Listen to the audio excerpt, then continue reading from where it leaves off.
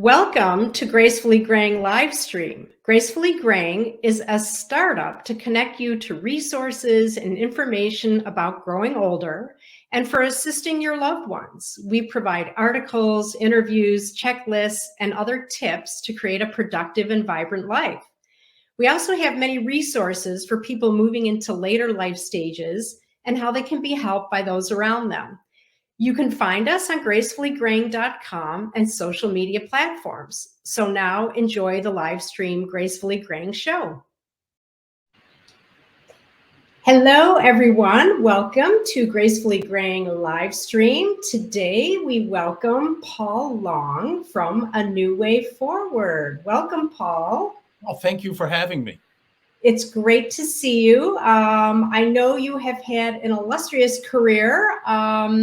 And to start out with, talk about your background in media. I know that you've been both in front of the camera, behind the camera. You've also had a successful production company, basically telling stories for corporations and organizations and people. Really some good stuff, some big stuff. So give us a brief background and then, how you started A New Way Forward. Well, as succinctly as I can, yes, I was a third-generation journalist. I grew up in the news business.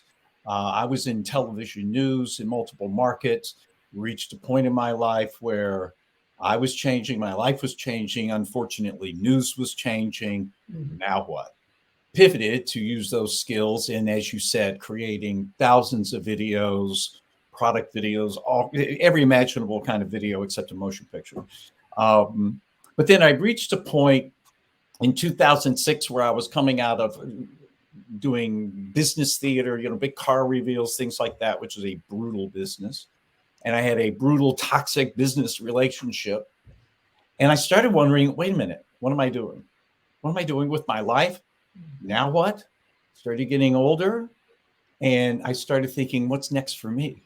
I knew that I did not want traditional retirement. I knew I always needed to have something. And so what's led to this point was 16 years of wondering now what, and of researching. And look, I started meditating and doing yoga back in 2006 every morning, right here in my home office. Yeah, but before it was like really cool to do. What's that? Before it was really cool to do. I tried to be an early adopter, yes. Yeah. And every morning I was listening on YouTube to people who had successfully transitioned or transformed their lives, or were successful at being entrepreneurs, or this or that or the other, and health things and aging things and life things. And with the boys going off to college, Kim and I kept going, now what? Now what? And I find that so many people in our stage in life are asking the same question.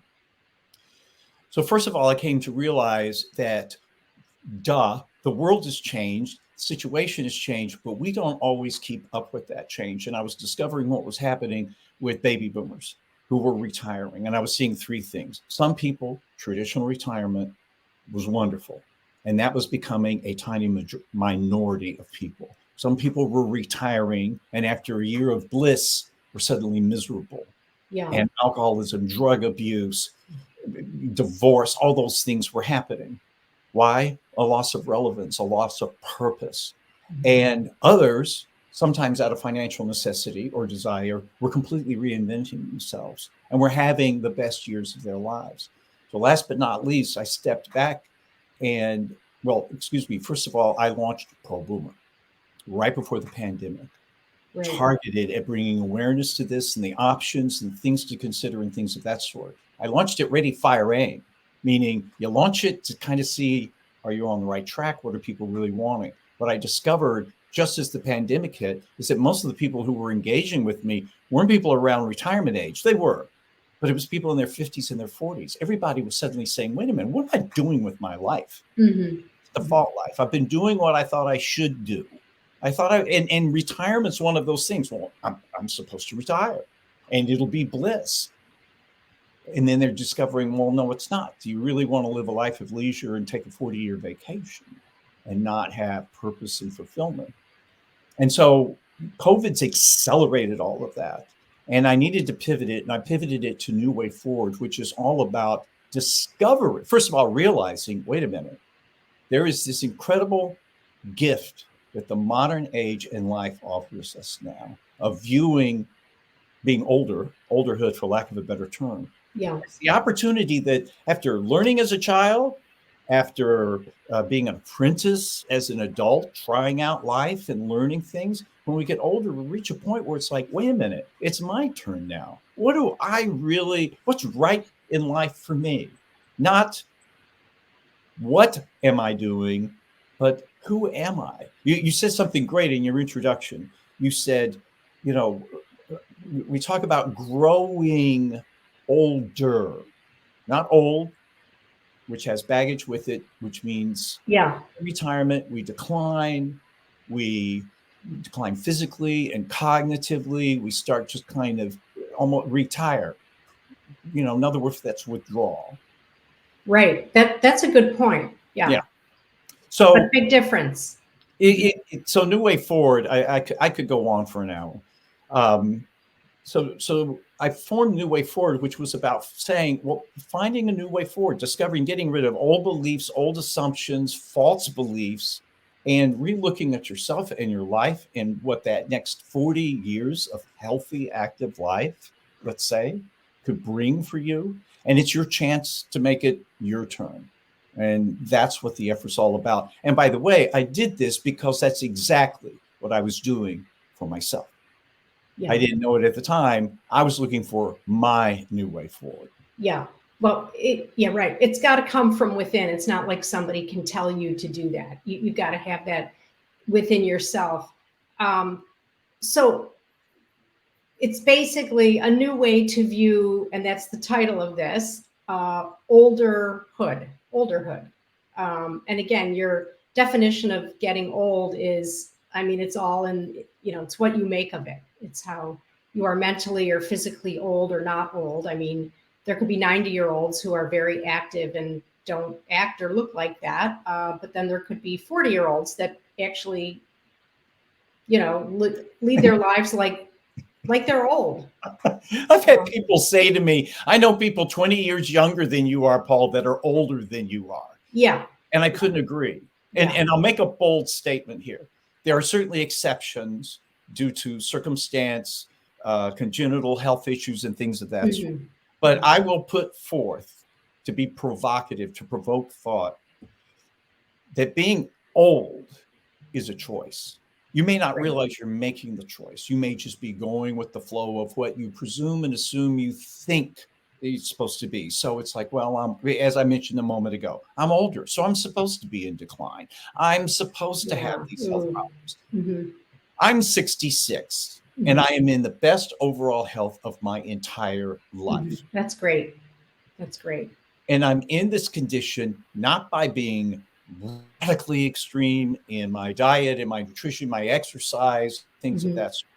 But it is that many years ago, I started improving my diet, and it was baby steps. I just started cutting out this, adding this, and then it's cumulative, and you get into it. And all of a sudden, you don't want that piece of chocolate cake. Right. Exercise. That takes a lot of discipline. All this takes a lot of discipline. And I'm not really good at that kind of thing. Oh, interesting. But because I just had this intention that it's like, I'm going to start cleaning up my diet because I'm getting older now.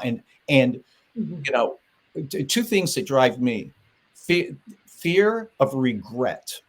Like, in other words, I didn't want to be on my deathbed regretting the number one regret of people, that I never went for it. I never lived my life. So that's one thing. But it's also, too, if I'm going to do that, and if I'm going to enjoy it, and I'm going to be in this older time when, yes, a lot of stuff does start happening to you, I'm going to have to be in good health to do it. So it was starting to take a steak that I would have regularly and having it rarely, and also having it in a smaller portion, or buying more. It started in the grocery store, and now I'm not going to buy that. I'm going to buy a lot more of this. I'm going to buy this vegetable. I don't even know what it is. I'm going to find out what it is. Maybe I like it. Maybe I hate it. It was just baby steps that accumulated over time. But that was nutrition. I found out that with exercise, really the mega trend in health science that's going on right now is that so much of it is now relating to the way that we evolved as a species. What did we eat and what did we not eat? You know, we didn't eat grains. We didn't eat processed food. So much of it is in the modern diet that's bad for us. Exercise. We didn't run marathons. We didn't, it was all short, simple, high intensity. They find that just doing this with 10 pounds for 1 minute increases your overall muscle tone. So it's all of these little baby steps of health. But the number one thing, and this even comes from insurance company researchers, because they're always looking at, why do people get sick? Why are they healthy? What makes them die? What makes them live longer? The number one success factor for not only living a longer life, but a healthy life, in other words, the morbidity, the condition that kills you goes from here's death, from this to this, is purpose. And being passionate about what your life is. You're doing something with your life to make you relevant, that gets you out of bed in the morning, that makes you want to be healthy. That's the number one factor, because if you think about it, it drives everything. Right. And so I want to be an outlier. I want people to say, okay, I'll look at you and say, yeah, you're an old guy, but you certainly don't look or act or move like me. But I think part of that, though, is, yes, like, you know, the next question parlaying into this is, what are the most prominent reasons that people need to reinvent themselves? You know, that could be because they lost a job. That could be because of financial reasons. But unless you have a hobby, or you just mentioned it, a passion, you might be in trouble. Like, if there's nothing else you like to do besides work, that could be a problem. Because, you know, at the age of whatever it is, are you going to, and people do pick up new activities, new hobbies, but if you have a passion for something, then maybe that allows you to really go for it and do it. Yeah, you hit a really good point here. So on my website, New Way Forward, and that's newwayfwd.com, I have a section called Passion and Purpose, because it really is kind of like, well, what do you mean by purpose? You know, well, what's your purpose? Well, it's to earn a living and keep the lights on. That's maybe purpose with a little p. That's really a responsibility. That's not the big purpose. The big purpose also doesn't mean having to be Mother Teresa or Steve Jobs or something like that. It's purposeful. It's something that's fulfilling. It's something where you feel like you're signifying yourself in some way, shape, or form. A little way can be a big way. And passion as well. So on there, I have the author of The Power of Purpose, Richard Leider, who also wrote Who, Not What, Do You Want to Be When You Grow, Not Get Old? And I also have Elena Love, who was a high-flying HR global executive, and said, I'm not passionate about this. Wait a minute, what the heck does that mean? And her definition, which I think is amazing, is that in the first place, it's not playing golf. It's not stuff like that. That's a hobby, as you mentioned.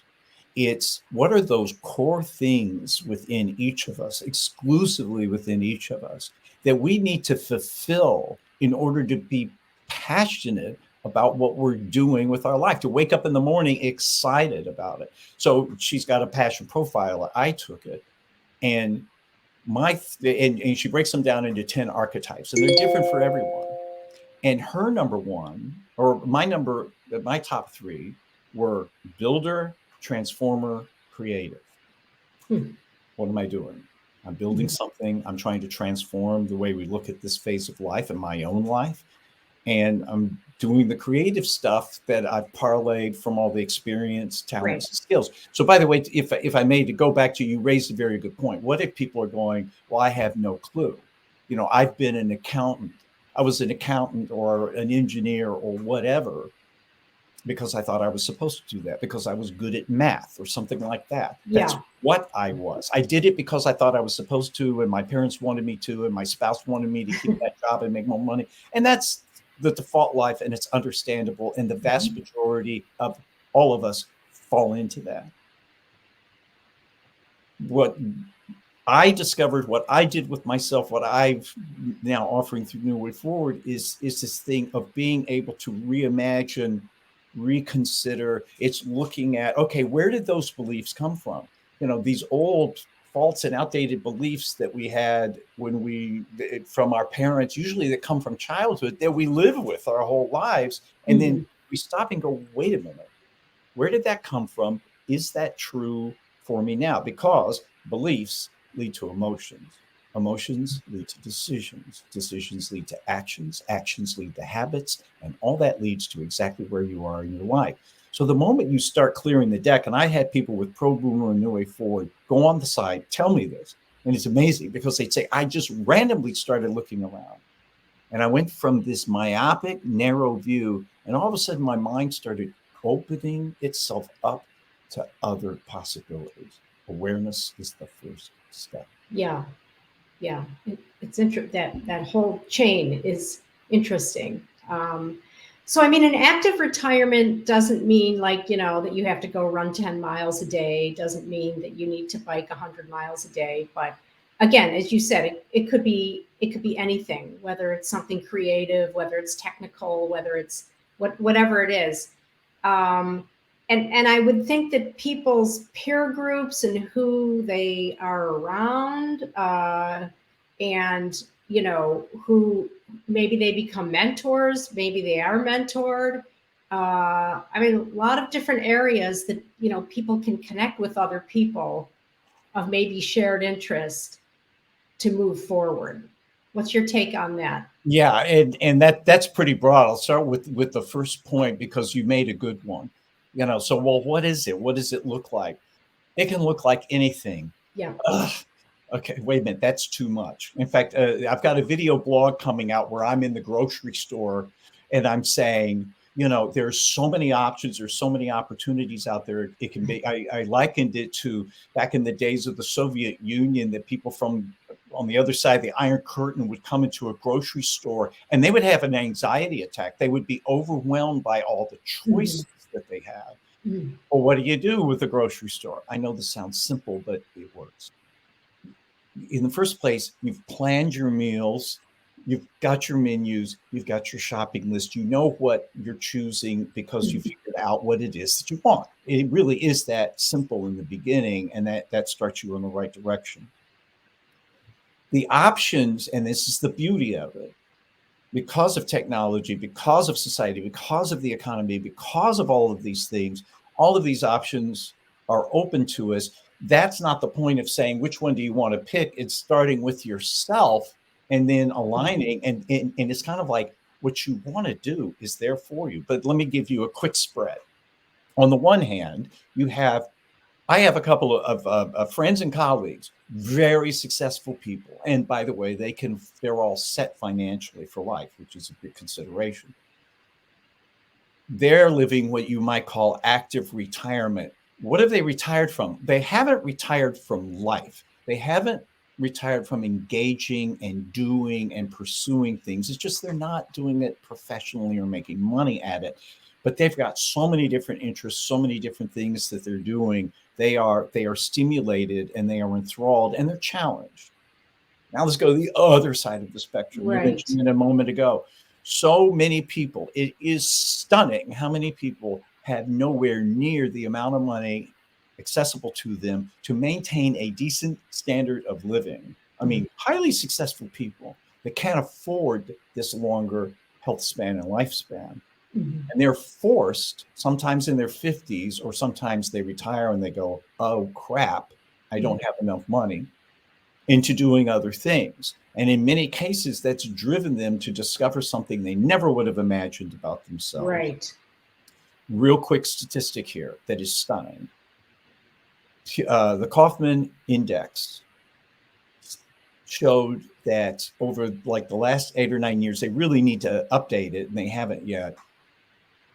Boomers lead millennials in the number of entrepreneurial startups in the United States by a 2-to-1 margin. Oh, really? Because you wouldn't really think that. Exactly. You would think, oh, how techy these must be. I'm making a vast generalization here, but younger people, older people just aren't getting that.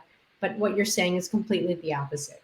It is the complete opposite. And the boomers have a significantly higher rate of success with those endeavors than the millennials do, which only stands to reason. You've got the knowledge, the experience, the networks, sometimes the funding, not so much from yourself. By the way, most funding for these endeavors come from friends and families, not VCs and banks.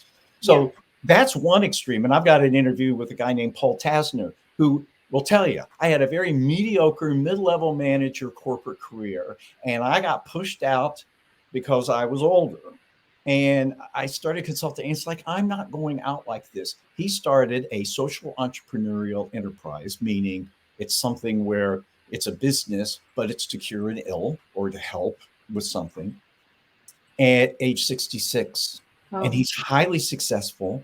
And he's like, I'm being the most fulfilled. My granddaughter thinks I'm the coolest guy on the earth. I'm passing this down to my generations and everything like that. So it is, and then, so you've got that active retirement, you've got becoming a big time entrepreneur, or I'm an entrepreneur. I mean, it's me, myself, and I right now.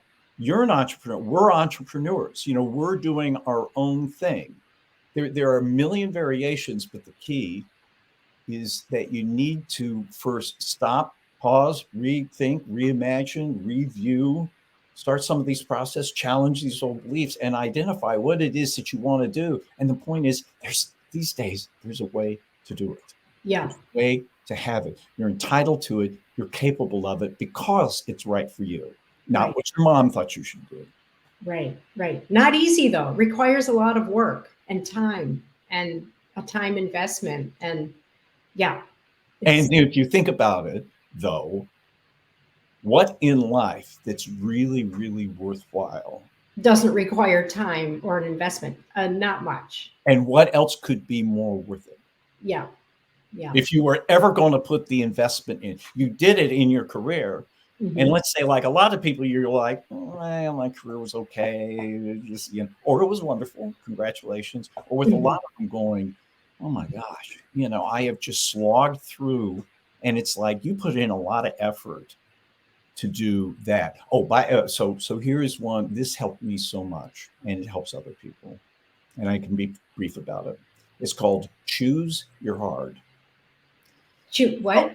Choose Your Hard. HARD. Oh, interesting. So it's hard to change your life. It's hard to improve your diet. It's hard to get in good health. It's hard to clean up your finances. Yeah.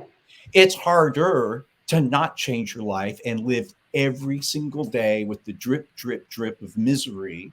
Yeah. Plus, you feel like you're a loser because you're not doing anything about it. It's hard to live with the health consequences. It's harder to live with the health consequences by not doing anything about improving yourself. It's harder to live with the financial. So it's like, choose your hard. Yeah. Either one's going to be hard to do. Sure. One might seem easier because I don't have to do anything about it, but I'm going to wake up miserable. I'm going to get sick, on and on and on. Yeah. So choose the hard that has the return on investment, the ROI of all that effort. That's good. Yeah, man, that makes it easy. That makes it so easy. It's like, okay, I'll pass that threshold. Let's take the next step. Yeah. Makes it easy, but it's hard to do. So, so what interesting creative retirement activities, passion jobs have you seen people become involved in? From A to B, like from an accountant to I don't know, skydiver. Yeah, I mean, it truly does run the gamut. I mean, for some people, it's continuing to do what they've always done, but it's in a different context. And that can range from being a consultant to doing it as a gig worker. So somebody like, hey, I can crank this stuff. It's no big deal, but I only want to do it 10 or 20 hours a week. So I'll become a gig worker. I'll get on Fiverr and just hire out my services, or people who were CFOs who are being consultants and doing it even at a low cost, or things of that sort. All the way to people who completely, I've always been an artist, or I've always wanted to do this thing, or going back to school, or by the way, what's even can be better than going back to school is getting certified in all these things that are all available from LinkedIn and Coursera and things of that sort. Yeah. People who are making major pivots in their lives, or they go off on their, I will go back to it. Never in the course of human history have so many options been available to us that I will virtually assure you that it either exists or it's there for you to modify. Yeah. It's even there for you to invent yourself. Yeah. And that's what we have to open up our minds to. And that here again, this is the opportunity. This is the opportunity of a lifetime. Well said. Okay, so how can people get a hold of you to, let's see, begin the new way forward into olderhood? We'll call it that. Paul, how can people get a hold of you? Well, first of all, they can go to newwayforward.com. That's New Way. Thank you. It's all down there, or they can email me. And by the way, email me with a question, email me with an idea, email me with a constructive criticism, because this is all about, discovery. I just relaunched it. I think you'll find a lot. You'll go, wow, you just relaunched this.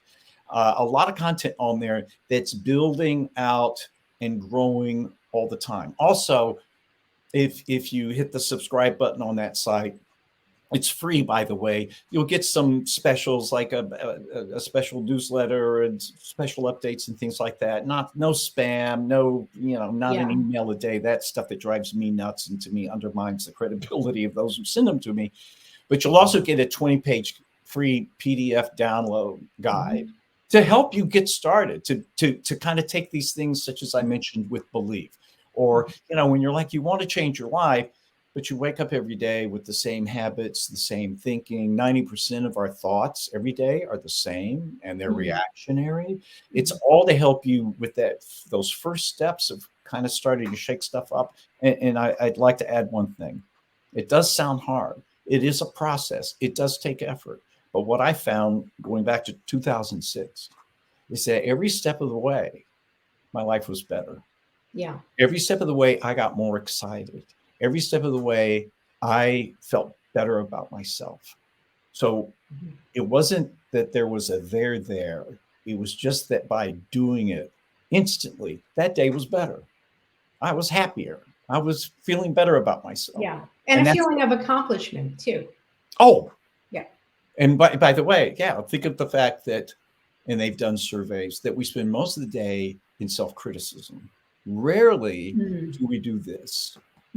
Rarely do we say, way to go, I did that thing. Good point. That's a very good point. Congratulate yourself. Congratulate yourself for every little thing. There's a study by Dr. B.J. Fogg out of Stanford University, first of all, showing that we make changes with micro habits. Or James Clear, who wrote Atomic Habits, meaning little things. You're trying to achieve something.